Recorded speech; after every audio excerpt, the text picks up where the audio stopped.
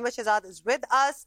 अहमद बहुत है, लेकिन चले शुरू इससे करते हैं। अब्दुल्ला की बड़ी उम्मीदें कि आज का मैच जो है हमारा बेहतर होगा।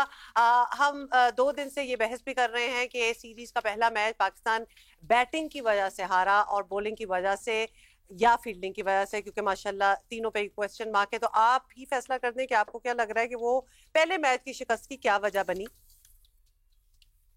नहीं, जो बैड शॉट सिलेक्शन थी, शिकस्त की जो वजह थी, मुझे तो बिल्कुल यही लग रही है। बिकॉज हमने 3-4 दिन पहले भी शो किया था और हमने ये बताया था और अपना पैगाम भिजवाने की कोशिश की थी प्लेयर्स को कि मीरपुर के बांग्लादेश के जो पिचेस हैं वो हाई स्कोरिंग पिचेस नहीं है। अगर आप इनके स्टैट्स भी पीछे उठा के देखेंगे तो लो स्कोरिंग मैच होते हैं।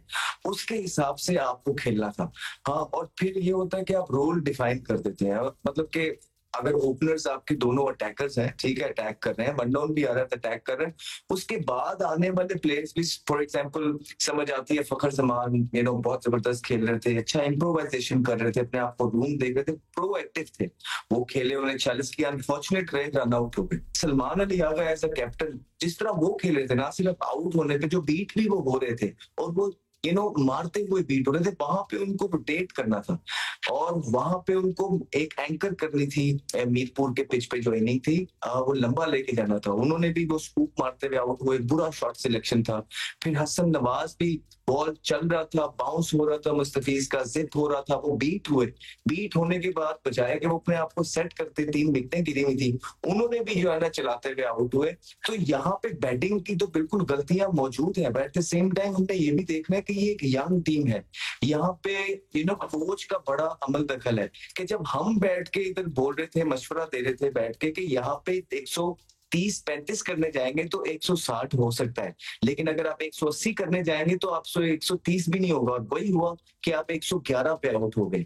तो यहाँ पे जो हैसन है, बजाय के हार के आप उनको सिखाएं, ये चीजें पहले ही डिस्कस हो जानी चाहिए थी मैच से पहले कि यहाँ पे आपको वो जो 200 वाले पिचेस नहीं है।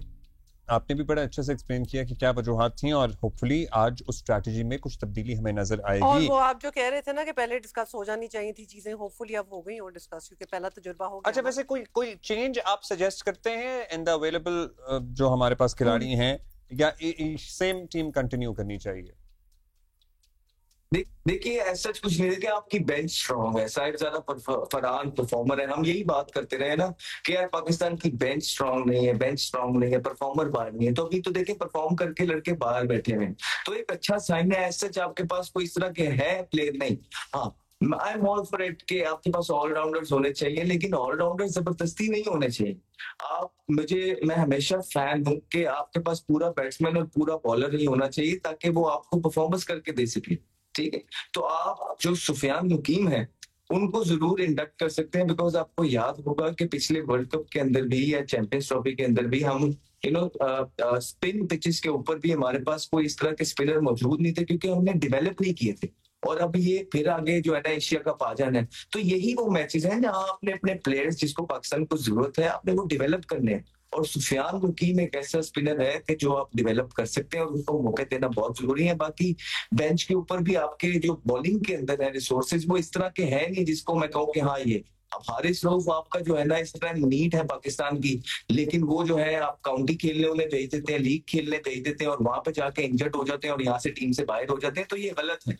तो ये पाकिस्तान क्रिकेट बोर्ड को एक लायबल बनाना है कि यार ये लीग्स का क्या करना है, बिकॉज पाकिस्तान ने इन्वेस्टमेंट की है इस प्लेयर पे और अरबों रुपए की इन्वेस्टमेंट है। और अब जब पाकिस्तान को जरूरत है और टीम आपकी 8वें-9वें नंबर पे आ गई है, तो आप लीग खेल के वापसी भी जो है ना इंजर्ड हो जाते हैं। तो ये पाकिस्तान को तय करना है कि पाकिस्तान क्रिकेट बोर्ड के बना ये हिकमत अमली जो होती है ये पाकिस्तान क्रिकेट बोर्ड बनाता है। और अब पाकिस्तान क्रिकेट बोर्ड को देखना है कि इन प्लेयर्स के साथ ये लीग्स के बारे में किस तरह आगे चलना है, because this is not acceptable कि आपके प्लेयर्स लीग में जाके वापसी पे इंजर्ड हो जाते हैं। मुल्क को इस चीज का नुकसान हो रहा है बिकॉज ढेरों की अरबों रुपए की इन्वेस्टमेंट है इस पे।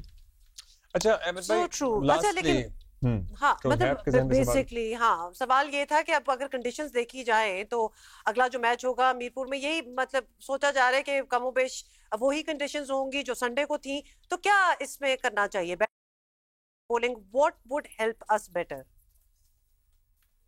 देखिए, पहले अगर फोरकास्ट है और बारिश के चांसेस हैं तो हमेशा बेटर होता है कि आप पहले बॉलिंग करें, बिकॉज स्कोर बोर्ड पे जब बोर्ड आ जाता है तो आप ये स्कोर लग जाता है तो आपको चेज करना आसान हो जाता है, आपको पता लग जाता है किस एवरेज से खेलना है, हर ओवर में कितने रन बनाने हैं, तो आपको अननेसेसरी इस तरह के मुश्किल पिच पे एज अ बैटर रिस्क नहीं लेना पड़ता। तो ऑफ कोर्स ऐसा मुझे लगता है कि जो बॉलिंग है वो बेटर ऑप्शन है मीरपुर की पिच के ऊपर, लेकिन इन सब चीजों से ऊपर ये है कि शॉट सिलेक्शन और रोल डिफाइन कर देना। आपका हर बैट्समैन अगर यूं आके मारता जाएगा तो मीरपुर के अंदर आपके सक्सेस रेट जो है बहुत नीचे चले जाएंगे। अगर आपने बांग्लादेश को भी देखा है, बड़ी कैलकुलेटिव और सेंसिबल जो है वो क्रिकेट खेले, और उन्हीं का जो टेम्पलेट है आपको इस्तेमाल करना पड़ेगा और उनसे बेहतर क्रिकेट खेलनी पड़ेगी। और इस टीम के अंदर पोटेंशियल है बैटिंग के अंदर स्पेशली, हाँ बॉलिंग जो है बकदरे वीक नजर आ रही।